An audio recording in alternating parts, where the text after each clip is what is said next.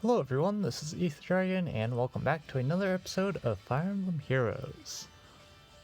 Well, this week on offense we did pretty trash like usual, but on defense we cheesed out a lot, so we get to see some of those this week. This week decided again to use Legendary Julia for the memes, and turns out she actually did quite a bit this week. Sonya kind of did things, I guess. Yeah, I don't know what to say. All I gotta say is a lot of people just did things that they didn't need to do, really, like this. I don't know about you, but you don't need to go in turn 1. You're just giving Duma more attack, and you definitely can set up. It's not like you need to rush anything. And for this particular Hector build of Ether, you definitely don't want to one-shot things a lot because that leaves you susceptible. It's like, look at this. Because Hector one-shots Duma there, he has the dragon effectiveness. He's got no HP. So, yeah, this is where things like dominance is suspicious for tanking units. Is better for sweepers that don't want to get hit because, well, you don't want to get hit, so you better murder units before you get absolutely obliterated. Yeah,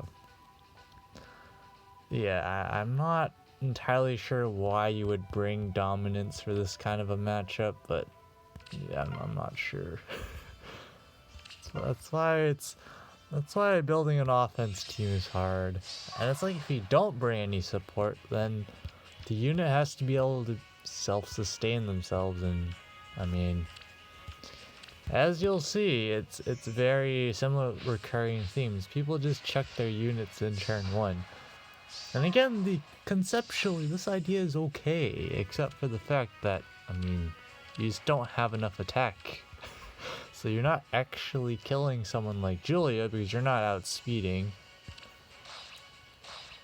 You don't kill by a mile. Julia's obviously going to go out on a killing rampage elsewhere.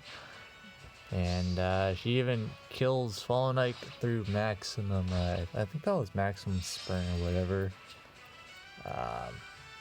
Because she has a bit of an attack stat, and she had Iceberg with just a casual 63 res, no big deal. Yeah, I'm not... She did some things this week, that's all we're gonna say. But it's basically the same. At least now that our catapult's level 6, we're getting a lot more structures on column 3, which is nice, but we basically have the same recurring problems that we're never gonna fix anytime soon, because it's just a goofball defense of units that can kind of do stuff, so together they can kind of do stuff, and so it's okay. But if someone actually tries against this team, it's a lot simpler than it looks. The main thing is mostly just Ellawood, because it's Ellawood. That is the main threat on this team. They decided to go after the dancer for who the heck knows why. I mean, I'm not sure what they were expecting there. Because again, Julia still has an attack stat. It's not like taking out one of the dancers is gonna help. If anything, I feel like taking out Ellawood would have been better, but I mean, they take him out here anyways. I'm not sure not sure exactly why they surrendered. Maybe they just didn't like dropping a unit there. But yeah, I don't know, this week. This week is strange. This team, I mean, you should figure out very quickly what's gonna happen here. The ultimate TA poison deck. But just Spendthrift Bow, Noontime, and a bunch of units. Is Daro's bonus this week or something? Not too bad for creeping some debuffs, I guess. now that I look at it. And of course the classic hardy bearing. It's super common nowadays for a lot of people to bring some source of hardy bearing, which is why I really don't like Vantage on defense. If you're not tanky enough.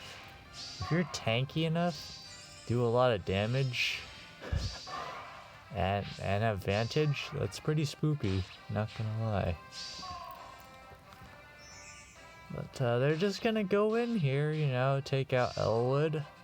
It's all nice and dandy.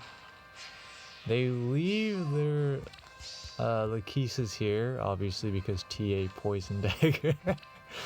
So, but again, Julia was Mirror Impact to be trolling today. And Sonya doesn't have her special anymore, so she's just gonna plop like usual. Nothing mind-blowing there. And it's GG at this point. But we got 1 kill, so that's great. The fact we can beat some carries is great. That's just the nature of having an attack stat and not dying. But that's basically all it is. If you don't die, everything's chilling. Yeah, Julia, her defense bulk's not great. Ideally, probably would run something more like Sturdy Impact, because her defense stat is incredibly lacking. And most carries, especially during Astra season, most of them, if you're not ridiculous like me, are melee units that attack defense. So here Duma does actually a good fair bit of damage. Julia also does a fair bit of damage, but the problem is Elwood exists, and again, the problem with Edelgard, she doesn't reduce the damage from the first hit. So when you have Mr. Elwood here with 71 attack, it's gonna hurt. I know it gets reduced to 65, but it's gonna hurt just because he's red. And he's got Glacies too, so the 80%, it's still going to mitigate a lot, but it's still gonna take a non-negligible amount of damage from that.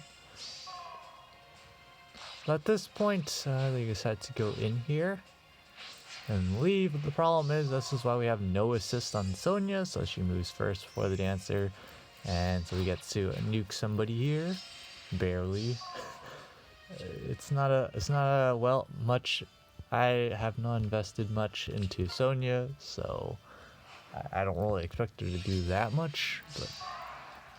And especially because this is such a jank team with only 1 infantry pulse, you have to run quick and pulse seals, so her actual damage output is severely lacking. Here we have good ol' Broadleaf, CC Vantage, super standard stuff. I feel like this really could beat my team with good execution. I guess the main problem is Elwood. I haven't watched this replay, so I mean, the most obvious thing before you get to anywhere is you don't have to go in. That's the point. I don't understand why people rush when obviously after you go in, the team falls apart so fast. You don't need like 5 turns to take out this team. If you need 5 turns to take out, like in terms of actions to attack, like if you need that many turns to take out my team, I think you have some other problems other than running out of time. I think it's your damage output.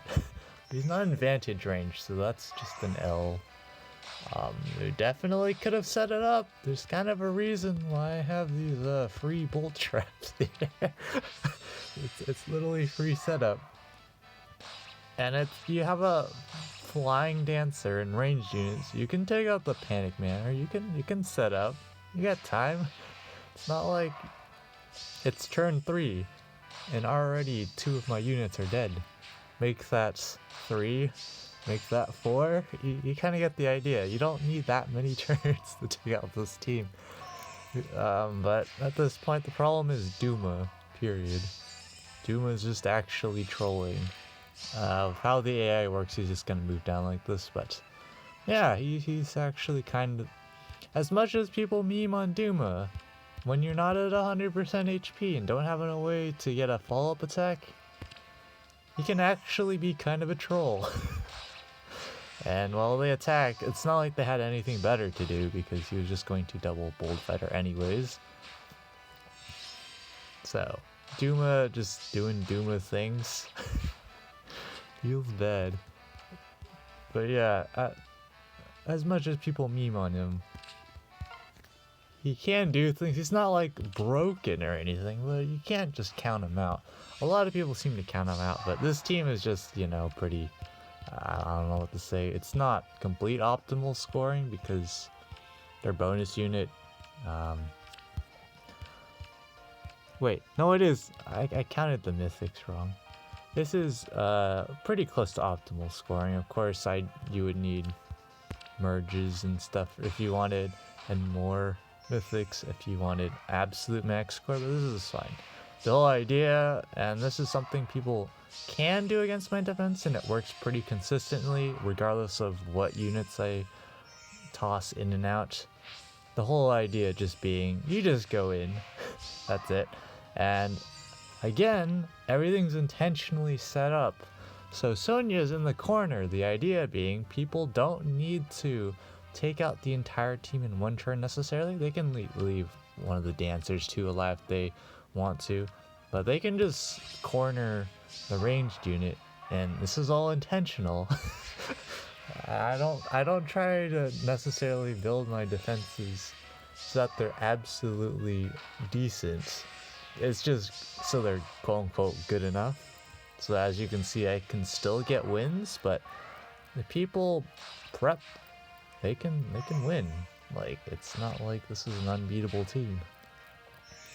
So they just have a bunch of dances here and Gale Force. This is a very common strategy that's used.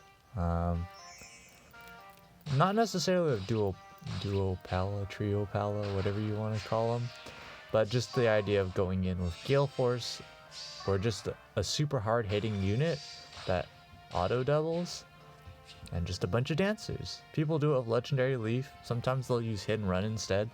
The whole idea is super simple, and for defenses like mine where all the units are boxed in together and none of them are particularly that bulky, like if, I don't know, what would be an example?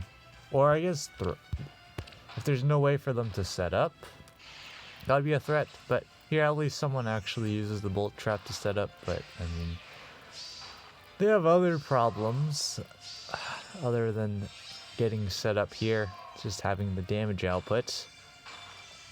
Because again, as meme Duma is, he lives a hit here, and that's actually really huge, because that force, if they want to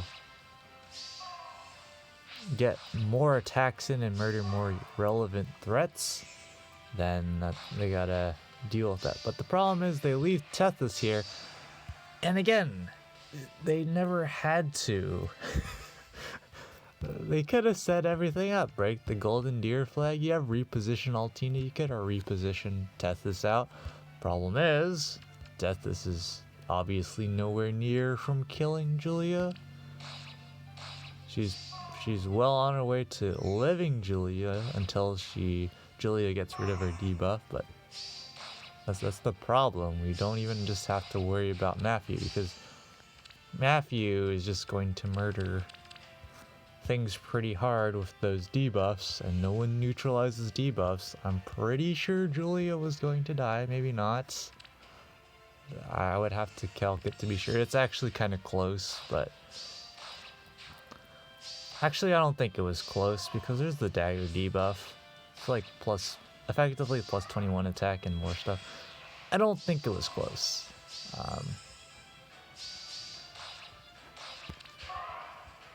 I forgot the special. I think that was Glimmer. But you can see there without the debuffs, obviously Matthew wasn't going to kill because he's super reliant on debuffs. But it just seems to be a recurring theme of people just going in earlier than they need to. Because a lot of these teams can beat this defense, but if you don't use your units correctly, it's a loss. That's just how it goes. And, I mean, again, why do you need to go in turn 1 and do this?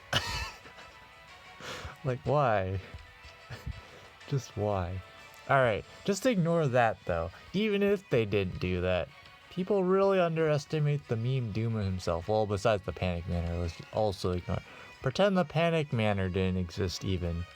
This Norn has 37, 43. Let's also pretend Dark Shrine doesn't exist, because I don't think anyone's creeping that for Norn. So now 43 res, pretty solid. Here we have Duma. Well, Norn wouldn't have been at 100% HP anyways. There's no way for her to heal out. So she'd be at 53, it doesn't matter. Point being, Duma's got 72, 78 attack, 71 after Spendthrift. He's got Bold Fighter, and there's Close Foil. I know there's no follow-up, so the Bold Fighter doesn't actually work. The idea is he's going to get to attack for free twice. Like, this Norn isn't tanking Duma in any circumstance where she's below 100% off the defense tile here. And of course follow the debuffs. Whopping 26 res against Duma's 78 attack. Yeah, that's gonna hurt. Unfortunately, Duma can't live Ultina, but that's pretty typical for Duma. Especially when Ultina has Naga help. But Ultina, being Ultina, misses the kill on Elwood barely. So that's a rip. That's a common theme I have with my Ultina. That's basically why my offense is so garbage, because I run Ultina and Naga, and neither one really does anything most of the time. Legendary Julia was doing most of the work this week, and I faced a bunch of jank stuff this week. I also faced some cool teams this week, but a lot of my matches are either super free win, so you know, you don't have to think about it too hard, you just go in, do whatever, and you still win anyways. Other matches where I can win this match, but I'm going to miss the ether structures, and I can't afford to do that because obvious problems are going to occur. In terms of trying to get 16 matches for the week, I didn't get 16 matches for the... Did I get 16 matches for the week? I don't even know. But, and then there are the teams like, okay, there's just too many threats here, and no one can tank anything. Can't set up reliably. Ultina misses kills left and right.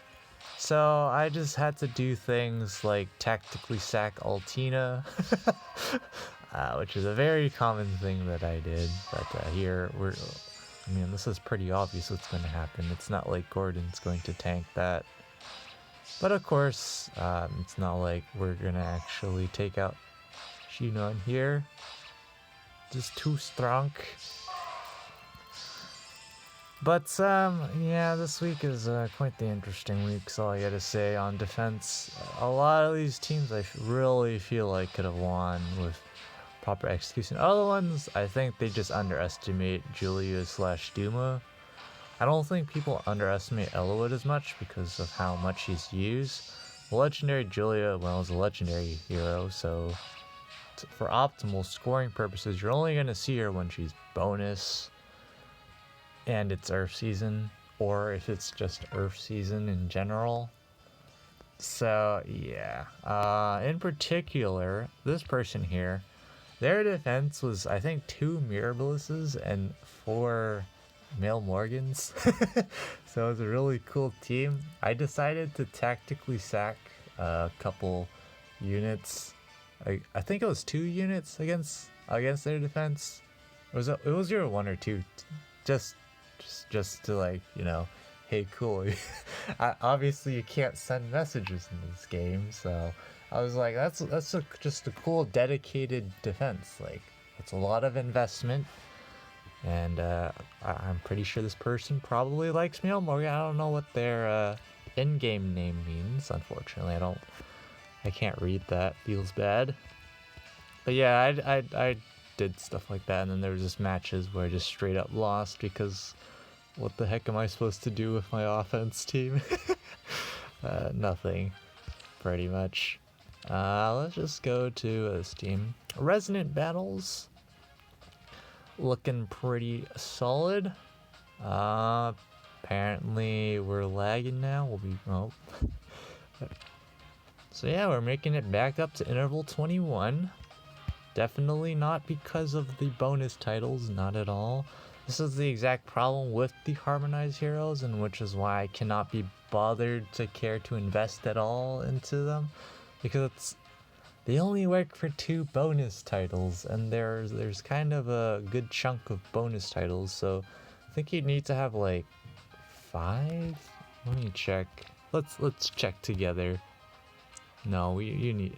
There's 14 different titles. So if you happen to have 7 that exactly align, then you can have one guaranteed. Of course, you don't actually need 7 to guarantee you have one for every bonus season, but we don't speak of that. Point being, there's no reason for me to bother. So it's derping around these 3 intervals is perfectly fine by me. Don't really care too much. Happen to get 10 more infantry dragon flowers here, so that'll be great. Can never have too many of those. Legion's battle's pretty spoopy. Of course, we're using a suboptimal setup. I think I used Sheena this week instead of Gwendolyn because color management. This team scores more optimally than me putting in Sheena, but the problem is then we have 2 blues and can't pair up. Wait a second, I just realized I have 2 pair-ups on this. Okay, I think we can actually get a higher score than this.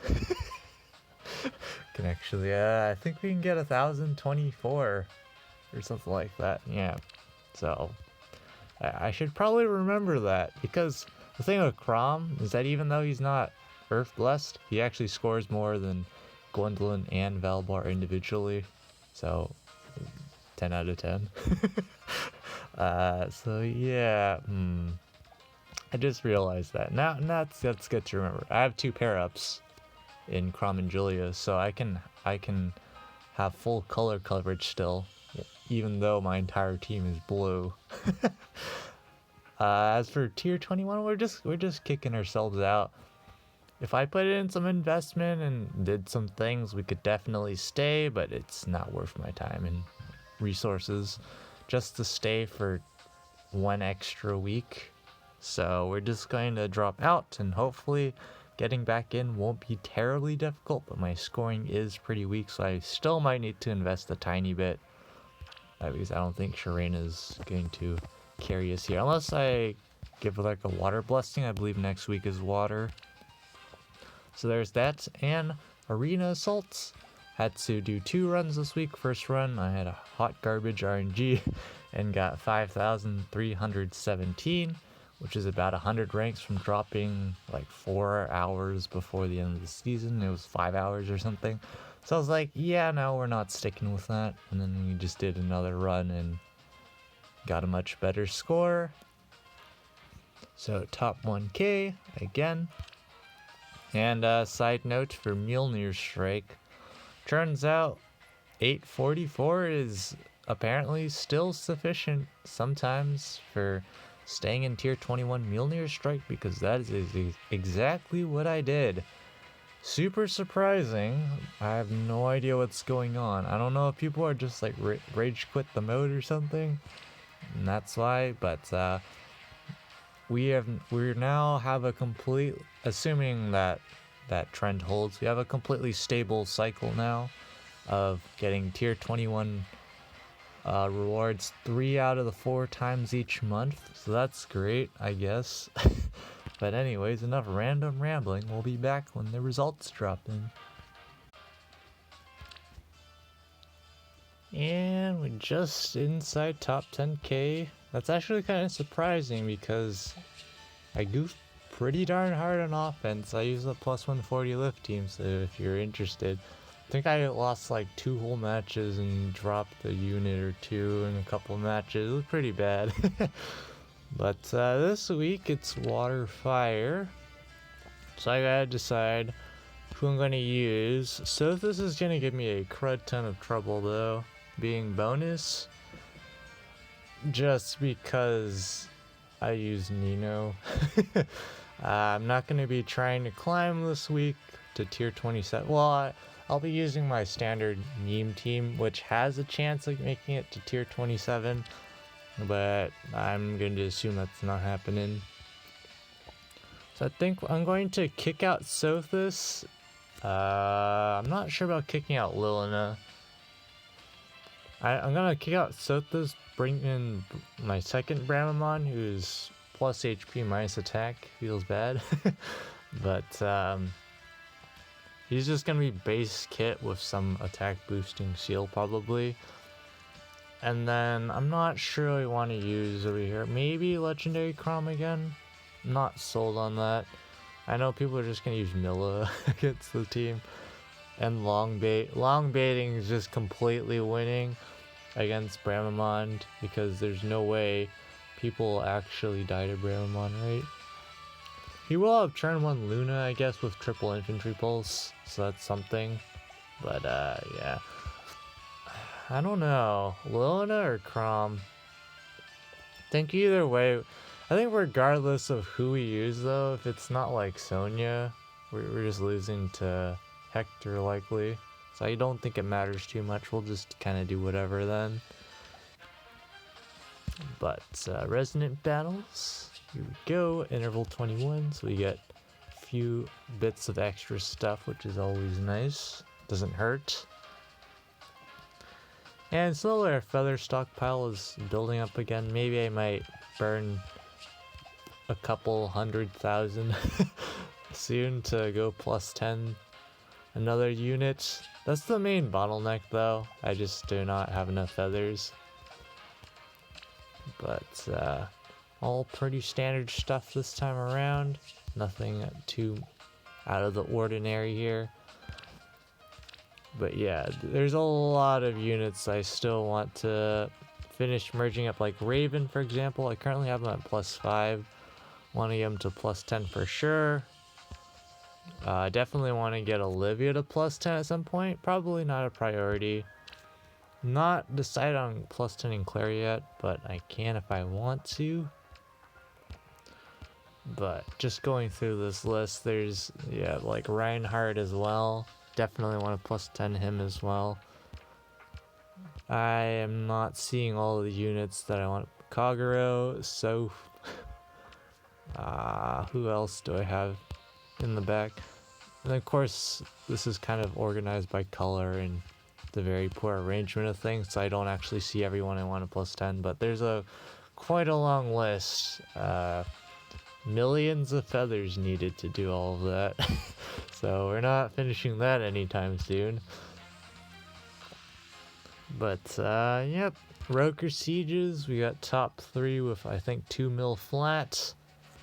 Last round, or battle I guess they call it, and this round, super straightforward, I guess might as well, just because we're sunk cost fallacy, we're already here. I now have 4 actual pair up units, so I can run them to get more stats and better end turn potential. So basically my carry is Effie. She just been using her a lot in Roker Sieges. There's usually attack speed bond steal or something here. Whole idea is just quad. And I get her to quad naturally, just buff her speed up and stuff, so she does the job.